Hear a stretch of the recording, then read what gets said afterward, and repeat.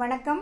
Tamil food கார்னரில் இன்னைக்கு ஈஸியாக ரொம்ப வேகமாக 15 நிமிஷத்தில் பண்ணக்கூடிய டேஸ்டான பிரியாணி கிரேவி பண்ண போகிறோம்.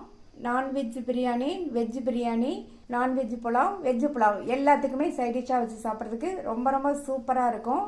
சப்பாத்திக்கும் சைட் டிஷ்ஷாக தொட்டு சாப்பிட்றதுக்கு ரொம்பவே நல்லாயிருக்கும். இப்போ எப்படி பண்ணுறதுன்னு பார்க்கலாம். இந்த மிக்ஸி ஜாரில் 1/4 கப் காய்ந்த தேங்காய் துண்டுகள், ஒரு சின்ன பீஸ் பட்டை, 2 ஏலக்காய், 4 கிராம்பு, 2 டீஸ்பூன் கொத்தமல்லி விதை, 2 டீஸ்பூன் கசகசா. இது எல்லாத்தையும் தண்ணி எதுவும் சேர்க்காம நல்லா ஃபைன் பவுடராக அரைச்சிக்கலாம். இந்த மாதிரி அரைச்சிட்டு அது கூட 1 டேபிள் ஸ்பூன் பொடியாக கட் பண்ண இஞ்சி, கட் பண்ண 4 பெரிய பூண்டு, சின்ன பூண்டுனா 6 அல்லது 7 சேர்த்துக்கங்க, 2 மீடியம் சைஸ் தக்காளி பழம் கட் பண்ணது, அரை கைப்பிடி அளவு பொடியாக கட் பண்ண கொத்தமல்லி இலைகள், 10-12 போல புதினா இலைகள், 1/4 டீஸ்பூன் மஞ்சள் தூள், 1 டீஸ்பூன் தனி மிளகாத்தூள், 3/4 டீஸ்பூன் உப்பு சேர்க்கிறேன். அப்புறமா தேவைப்பட்டா சேர்த்துக்கலாம். இப்போ இதை ஃபஸ்ட்டு அரைச்சிட்டு அதுக்கப்புறமா கொஞ்சமாக தண்ணி சேர்த்து நல்லா நைஸ் விழுதாக அரைச்சிக்கணும். இந்த மாதிரி நல்லா நைஸ் விழுதாக அரைச்சிக்கங்க. கிரேவி பண்ணுறதுக்கு இந்த பேனில் 4 டேபிள் ஸ்பூன் எண்ணெய் சேர்த்துருக்கேன். இதுக்கு எண்ணெய் கொஞ்சம் அதிகமாக சேர்த்தா தான் நல்லாயிருக்கும். எண்ணெய் சூடானதும் அதில் 1 டீஸ்பூன் ஷாஹி ஜீரா சேர்த்துக்கங்க. இது இந்த கிரேவிக்கு நல்ல ஃப்ளேவர் கொடுக்கும். அடுத்து ஒரு சின்ன பீஸ் பட்டை, 2 கிராம்பு, 1 ஏலக்காய், 1 பிரிஞ்சி இலை, இது எல்லாத்தையும் சேர்த்து நல்ல வாசனை வர வரையும் பொரிய விட்டுறணும். இதில் நம்ம அரைச்ச அந்த விழுதை சேர்த்துடலாம்.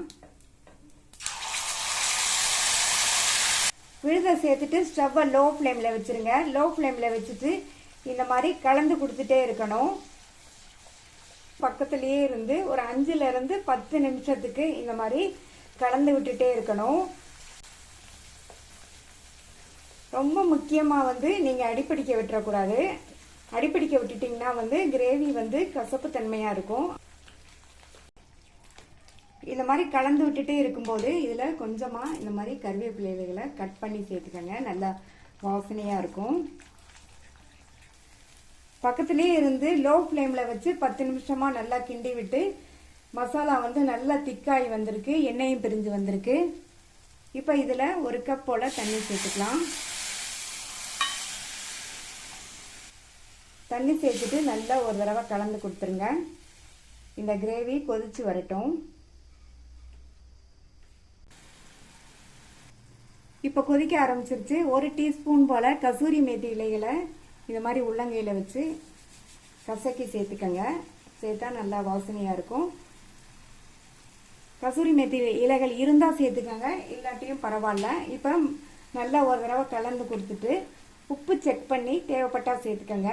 ஸ்டவ்வை சிம்மில் வச்சுருங்க.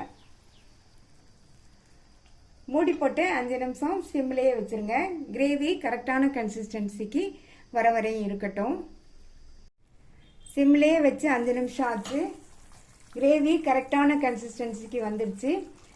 நல்ல கமகமன் வாசனையோட ரொம்ப ஈஸியாக பண்ணக்கூடிய பிரியாணி கிரேவி சூப்பராக ரெடி ஆயிடுச்சு. இந்த பிரியாணி கிரேவியை ட்ரை பண்ணி பாருங்கள். ட்ரை பண்ணி பார்த்துட்டு உங்கள் கமெண்ட்ஸை சொல்லுங்கள். தேங்க்யூ.